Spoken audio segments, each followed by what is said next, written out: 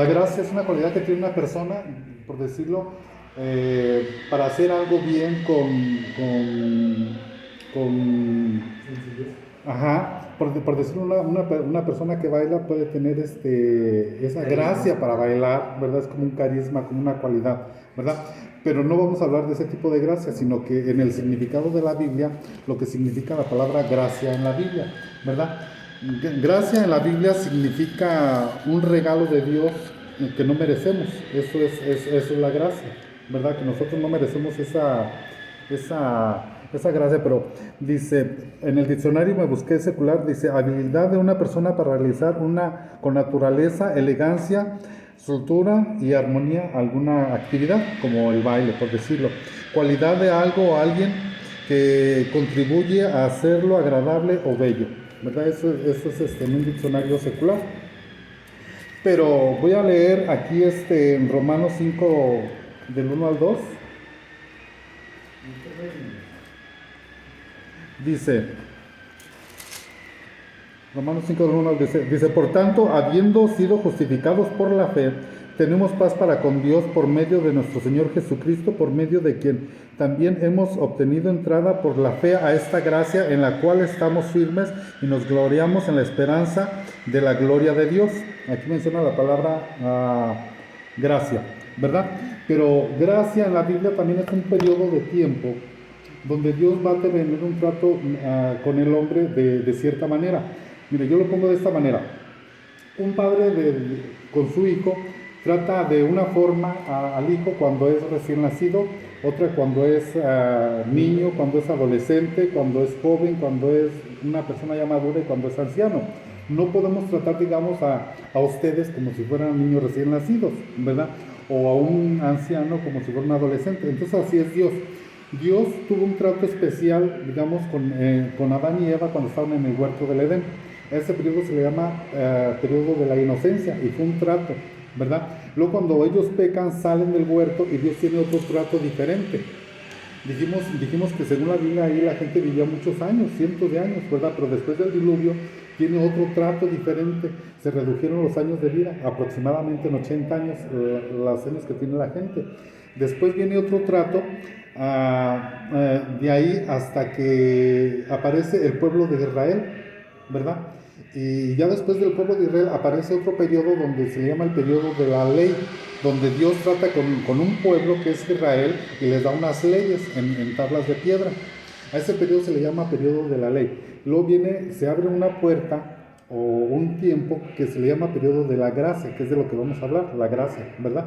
Que es donde Dios va a tratar con toda la humanidad, donde se abre una puerta para que todos podamos entrar a través de esa gracia a tener otra vez contacto con Dios, ¿verdad? Entonces el trato que tiene Dios en este tiempo es desde que Cristo murió y resucitó y subió al cielo hasta que venga otra vez, porque dice que va a venir. Hay una puerta para que todo el que quiera entrar por medio de esa gracia pueda entrar y aprovechar esa gracia, que vamos a ver que tiene beneficios y puede tener también etapas, ¿verdad? Entonces, pero la gracia de Dios, primeramente, es un regalo de Dios que nosotros no merecemos, ¿verdad? Entonces, el propósito de la gracia, bueno, me puse aquí, gracia del griego significa don de Dios, favor inmerecido, es participar de la bienaventuranza eterna, es 3 veces bendecido. La gracia es el periodo actual del trato de Dios, abarca desde la muerte y resurrección de Cristo Jesús hasta el arrebatamiento de la iglesia, hasta que Cristo venga otra vez por su iglesia. Pero el trato que tiene ahorita con nosotros es diferente al que tuvo antes de que Él trajera el Evangelio, porque antes el trato era solamente con un pueblo, ahorita ya es el trato, o sea, nosotros como que nos habían hecho a un lado, pero dice, como Él vino a los suyos y los suyos no lo recibieron, entonces dijo, bueno, entonces ahora ustedes los dejo en una paréntesis y les voy a dar la oportunidad a todos los demás, a los que quieran, que somos nosotros, a los que nos llamaban gentiles. Gentiles era todo aquel que no era judío, que no era del pueblo de Israel. El propósito de la gracia uno de los propósitos era cambiar la ley. Dice que cuando hay cambio de sacerdocio hay cambio de ley, ¿verdad?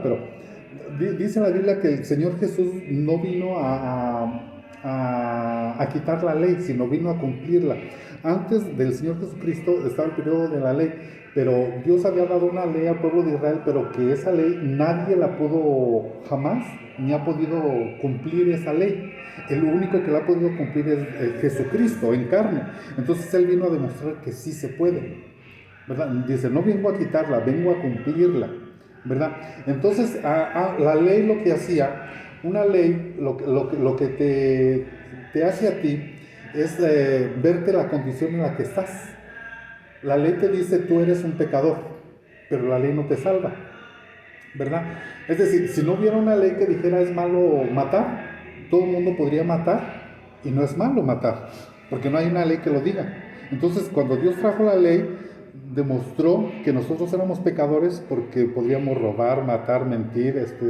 Otro de los mandamientos es honra a tu padre y a tu madre. Podríamos deshonrar a los padres, pero si no hubiera esa ley, no sería pecado, ¿verdad? Entonces vino para demostrar que nosotros somos pecadores. Ahora, la gracia es que Dios nos perdona ese pecado que nosotros no podíamos cumplir con la ley de Dios porque no estábamos aptos.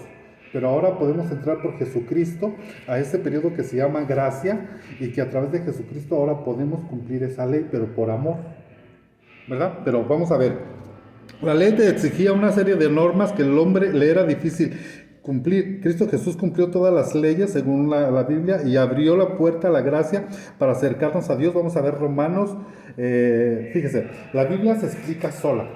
Quiero que voy a leer ahí mismo en Romanos 5, leí primero del 1 al 2, pero quiero leer lo que viene siendo todo hasta el 20. ¿Ustedes qué versión entienden? Aquí vamos ahí. Sí, a ver, léeme del 1 al 20. Del 1 al 20. Sí.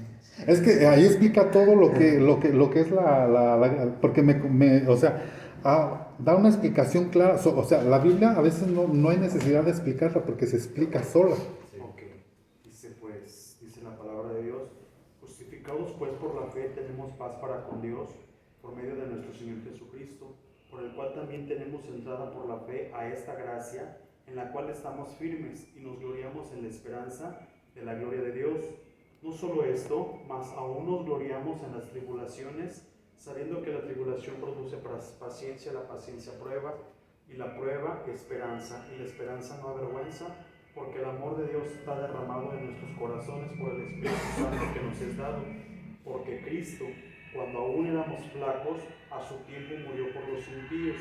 Ciertamente apenas muere alguno por un justo, con todo podrá ser que alguno osara morir por el bueno. Mas Dios encarece su caridad para con nosotros, porque siendo aún pecadores, Cristo murió por nosotros. Luego mucho más ahora, justificados en su sangre, por él seremos salvos de la ira. Porque si siendo enemigos fuimos reconciliados con Dios por la muerte de su Hijo, mucho más, estando reconciliados, seremos salvos por su vida.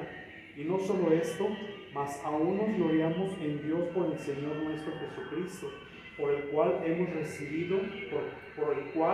hemos ahora recibido la reconciliación. De consiguiente, vino la reconciliación por uno, así como el pecado entró en el mundo por un hombre, y por el pecado la muerte, y la muerte así pasó a todos los hombres, pues que todos pecaron.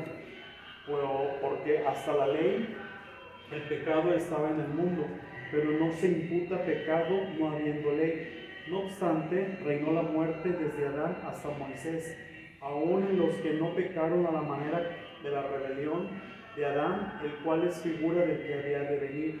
Mas no como el delito, tal fue el don, porque si por el delito de aquel uno murieron los muchos, mucho más abundó la gracia de Dios a los muchos, y el don por la gracia de un hombre, Jesucristo. Ni tampoco de la manera que por un pecado, así también el don por el juicio a la verdad vino de un pecado para condenación, mas la gracia vino de muchos delitos para justificación. ¿Por qué? Porque si por un delito reinó la muerte, por uno, mucho más reinará en vida por un Jesucristo los que reciben la abundancia de gracia y el don de la justicia. Así que, de la manera que por un delito vino la culpa a todos los hombres para condenación, así por una justicia vino la gracia a todos los hombres para justificación de vida. Porque como por la desobediencia de un hombre los muchos fueron constituidos pecadores, así por la obediencia de uno los muchos serán constituidos justos. La ley, empero, entró para que el pecado creciese, mas cuando el pecado creció, sobrepujó la gracia. Muy bien. Ahí explica claramente lo que es la gracia, ¿verdad? Entonces, el propósito de la gracia era cambiar la ley, uno, y la otra era impartir salvación. Aquí en Tito 2:11 dice, porque la gracia de Dios se ha manifestado trayendo salvación para todos los hombres. Es decir, Cristo murió por todos, pero hay que recibir esa gracia. O sea, aunque es para todos, no todos la reciben. Y se recibe solamente por fe, a través de fe y por fe, ¿verdad? La gracia de Dios se manifestó por medio de Cristo para la salvación. Por gracia somos salvos por medio de la fe. Dice eso en Efesios 5:2. Y voy a leer Efesios 5:2.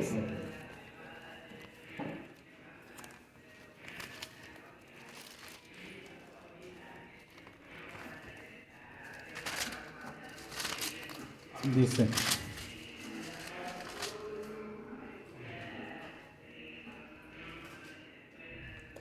no, pero es 2:5. Sí.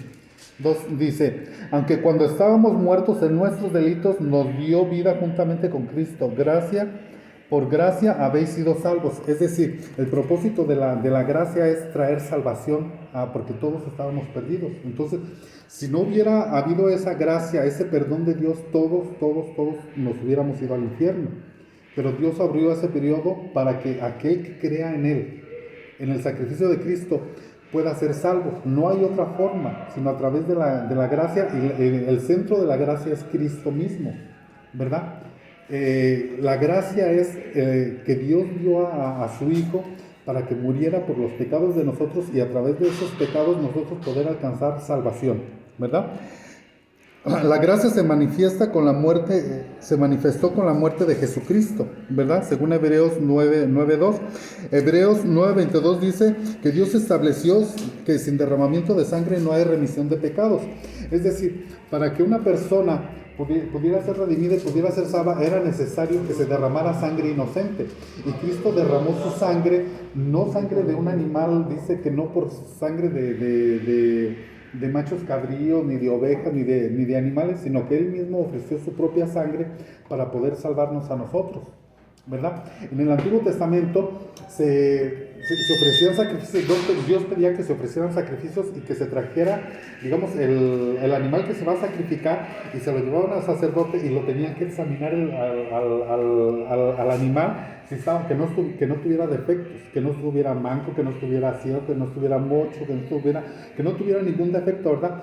Resulta que cuando Cristo, antes de crucificarlo, le hicieron 3 juicios para examinarlo. Así como examinaban en el Antiguo Testamento los animales que estuvieran perfectos, a Cristo también le hicieron ese examen, y dice que no encontraron pecado en Él. Y Cristo dice que es el Cordero de Dios que quita el pecado del mundo. Él no pecó, Él no cometió ninguna falta, Él cumplió toda la ley. Dice la Biblia que si nosotros, está la ley de Dios, que si fallamos a un mandamiento, a una ley, ya quebramos toda la ley y somos dignos de muerte o de condenación. Pero Cristo cumplió toda la ley, y lo examinaron a Él y encontraron que no tenía ningún pecado, ¿verdad? Entonces Él mismo se ofreció su sangre para que nosotros pudiéramos tener la salvación, ¿verdad? En Hebreos, ahí mismo en Hebreos 10:10 del 11 dice: Cristo se ofreció voluntariamente, ofreciendo su cuerpo, y derramó su sangre. Vamos a leer ahí en Hebreos.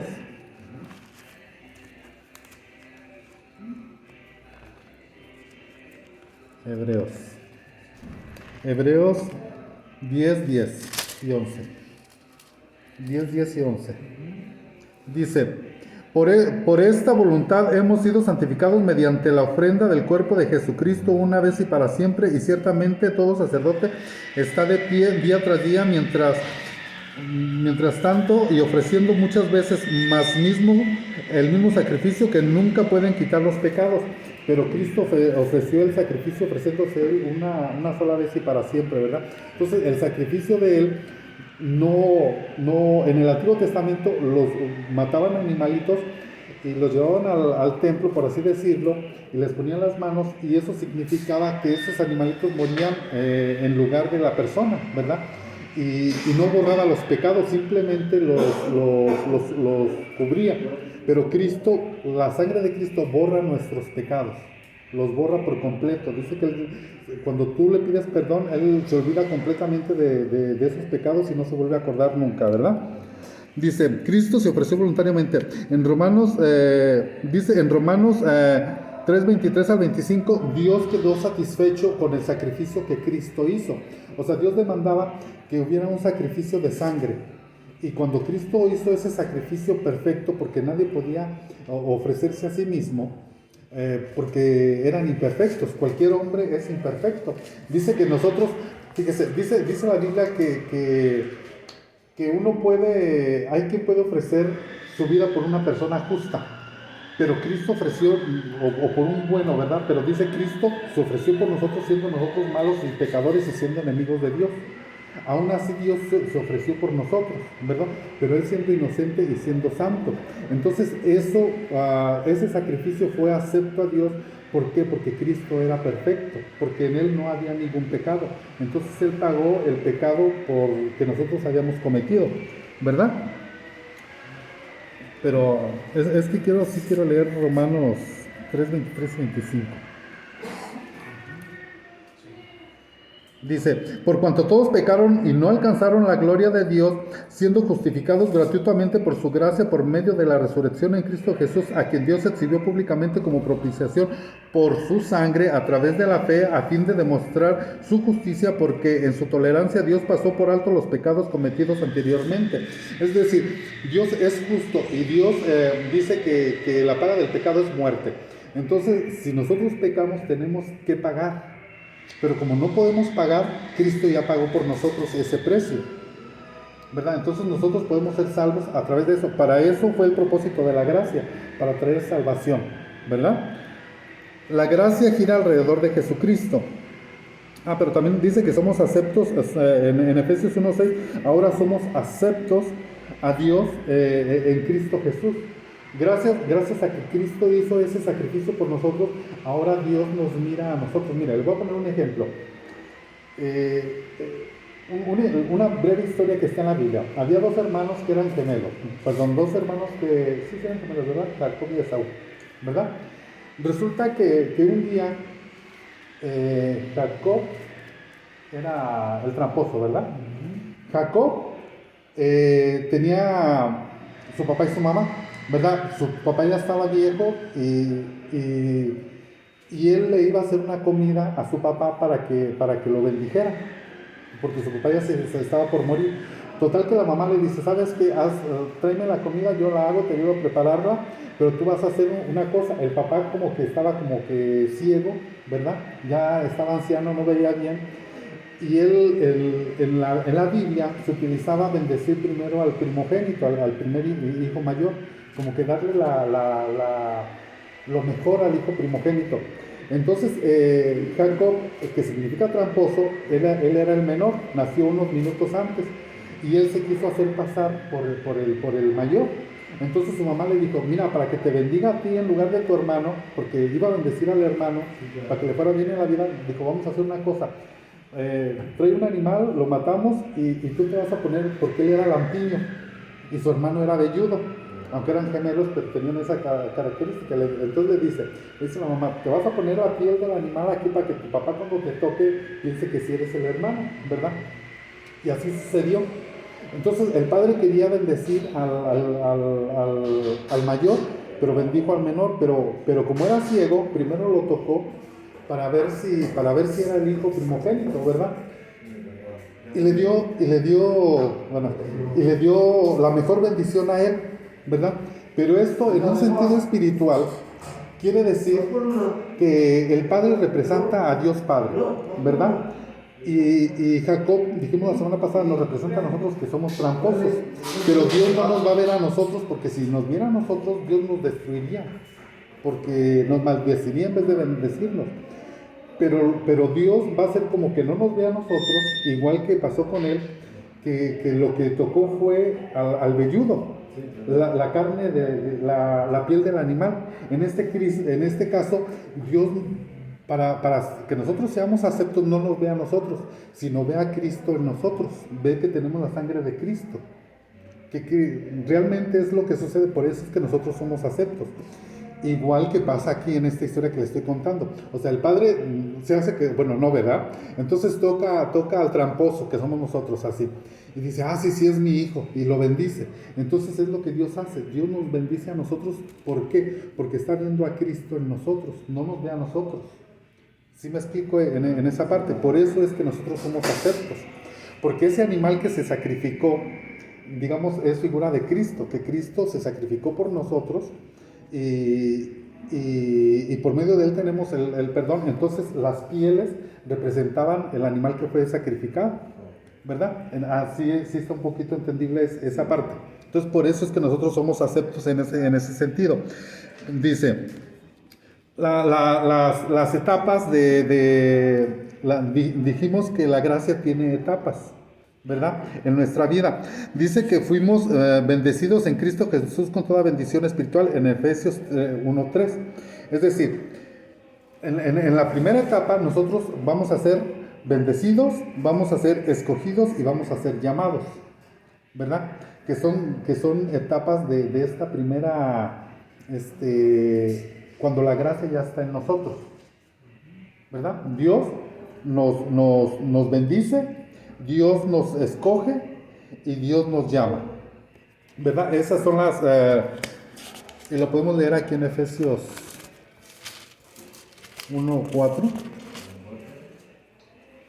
perdón, 1:3, Efesios 1:3, dice, bendito sea el Dios y Padre de nuestro Señor Jesucristo, que nos ha bendecido con toda bendición espirituales en los lugares celestiales.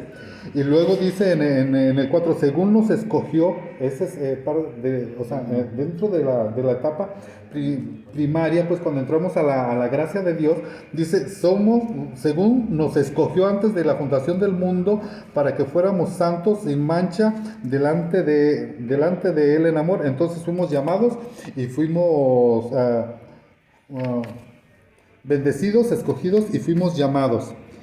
También fuimos adoptados como hijos. Dice aquí en el 5, dice, nos predestinó para adopción como hijos para sí mediante Jesucristo conforme al beneplácito de su voluntad. Es decir, cuando nosotros aceptamos esa gracia de Dios, Él nos adopta como si fuéramos hijos. Porque antes de que Cristo llegue a nuestras vidas o que nosotros entremos a la gracia de Dios, nosotros no somos hijos. La gente cree que todos somos hijos de Dios, pero realmente solamente somos criaturas, somos criados por Dios.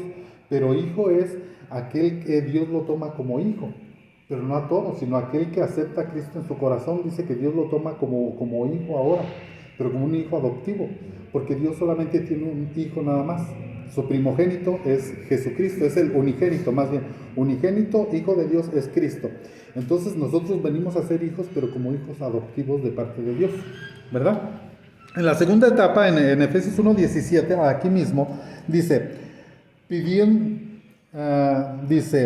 pidiendo que el Dios de nuestro Señor Jesucristo, el Padre de gloria, os dé el espíritu de sabiduría, de revelación, en un mejor conocimiento de Él. Es decir, como consecuencia de esta gracia, Dios nos va a dar un espíritu de sabiduría. Cuando tú recibes a Cristo en tu corazón y lo aceptas y lo recibes, y recibes esa gracia, posteriormente, como una segunda etapa, Dios te va a dar sabiduría, te va a dar revelación para que tú tengas un entendimiento acerca de la palabra de Dios, acerca de quién es Jesucristo.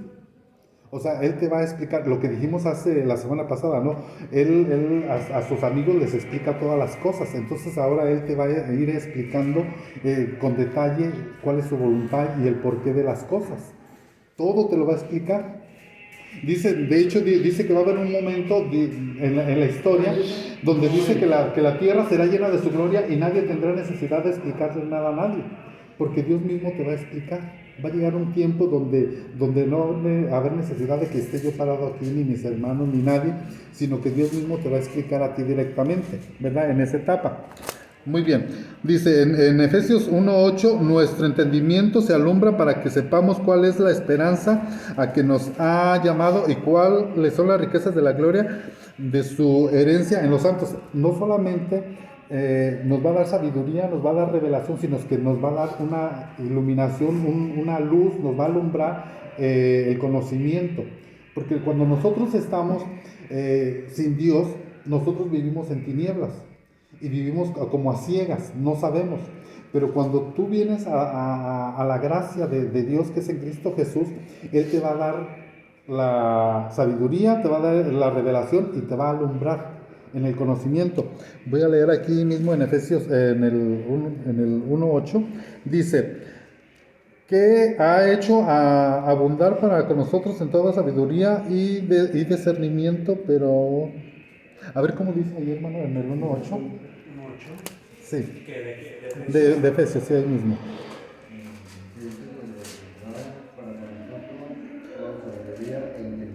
A ver.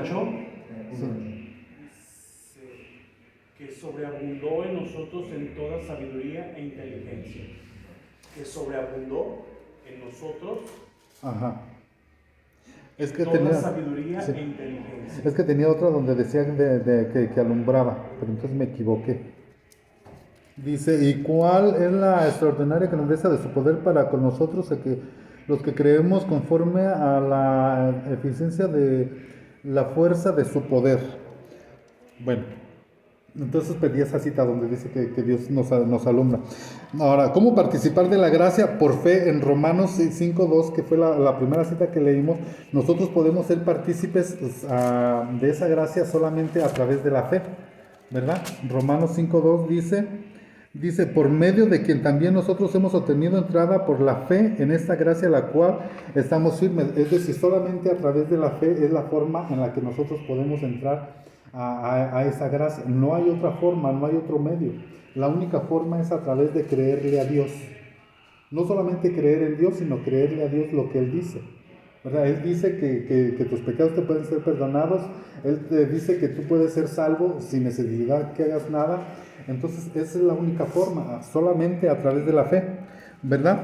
Sin fe es imposible agradar a Dios, dice Romanos 6:8. La fe inicial es un medio para creer en Cristo Jesús y obra redentora de la cruz, ¿verdad? Entonces Dios, dijimos una vez que Dios nos dio un poco de fe a todos para que tengamos la capacidad de poder creer, pero de nosotros depende si nosotros germinamos esa semilla o no.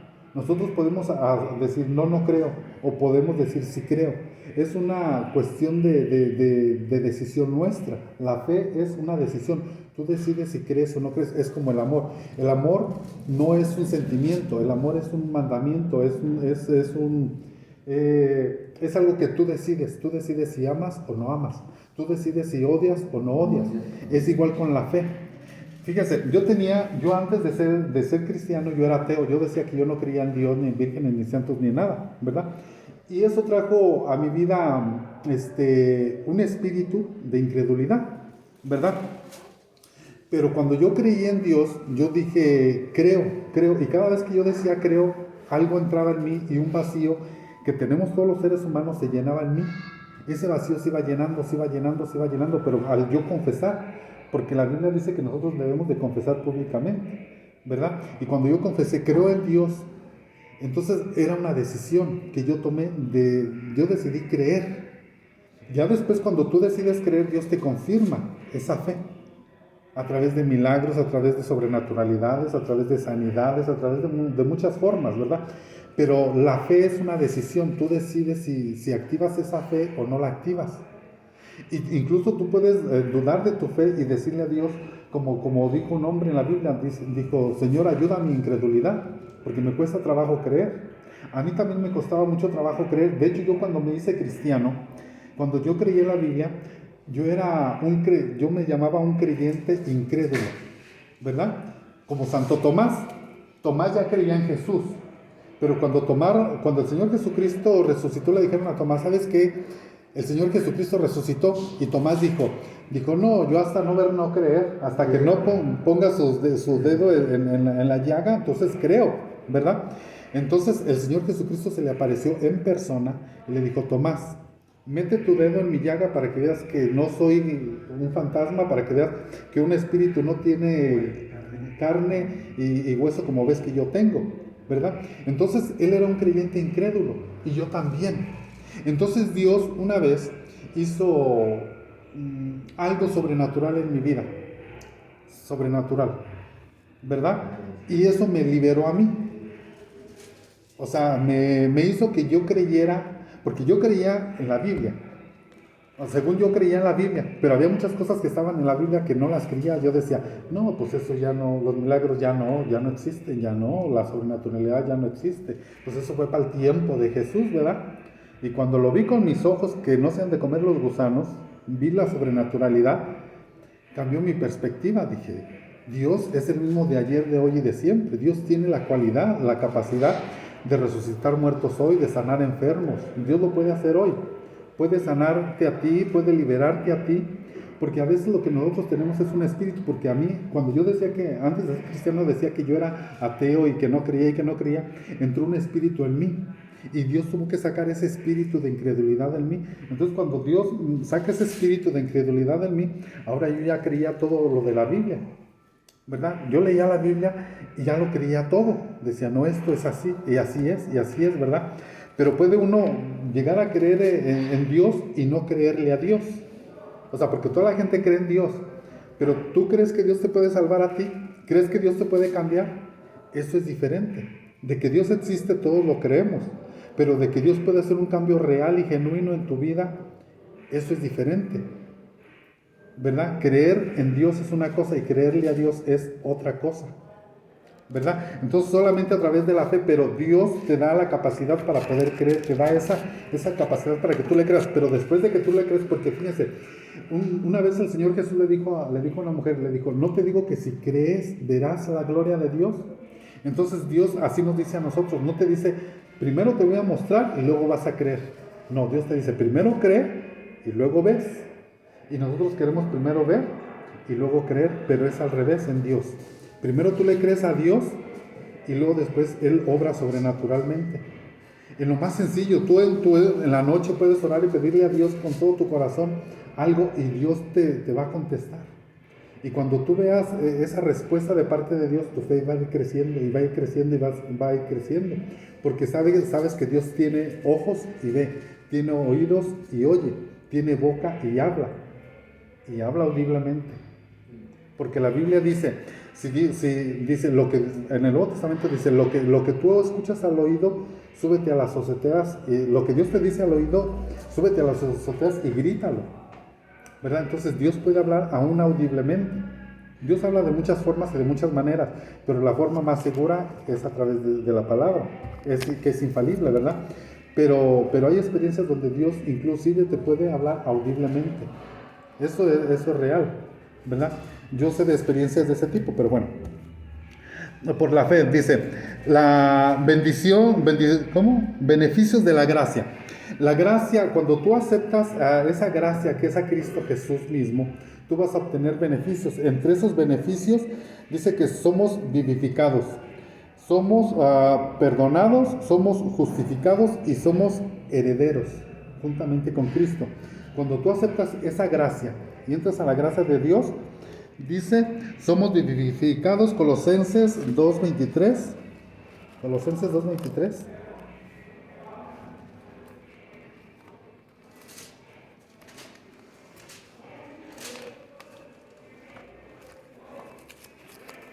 Si lo encuentran primero, mejor.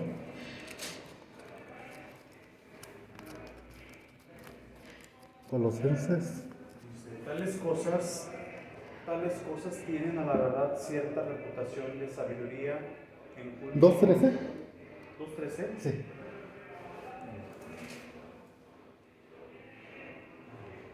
Y a vosotros, estando muertos en pecados y en la incircuncisión de vuestra carne, os vivificó juntamente con Él, perdonándonos todos los pecados. O sea que delante de Dios nosotros estábamos muertos, pero Él nos dio vida en el Espíritu. Cuando nosotros dijimos la otra vez, cuando nosotros estamos separados de Dios, estamos muertos en nuestros delitos y pecados, estamos muertos espiritualmente. Muerte espiritual significa estar separados de Dios. Entonces, cuando nosotros nos acercamos a Dios, Él, ¿qué hace? Nos da vida. Ese es uno de los beneficios, nos da vida en nuestro espíritu. Y ahora estamos vivos para Él. Ya no estamos muertos. Ese es un beneficio. El beneficio número 2 es somos perdonados. Romanos 5:20.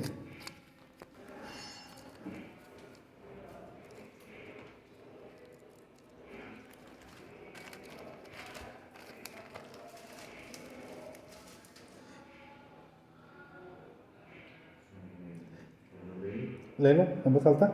Por la ley se introdujo para que el pecado abundase, más que el pecado abundó, sobreabundado hacia la gracia. Y nuestros pecados son perdonados, ¿verdad? O sea, abundó el pecado por la ley, pero por la gracia nuestros pecados son perdonados y abundó la gracia en nuestras vidas. Dice que también somos justificados. Tito 3:7.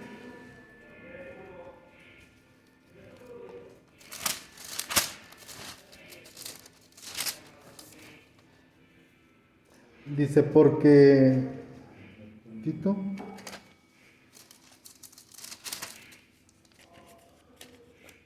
3:7. Dice, para que justificados por su gracia, ahí habla de la gracia, fuésemos hechos herederos según la esperanza de la vida eterna. Pero ahí menciona dos características. Una, que fuimos justificados.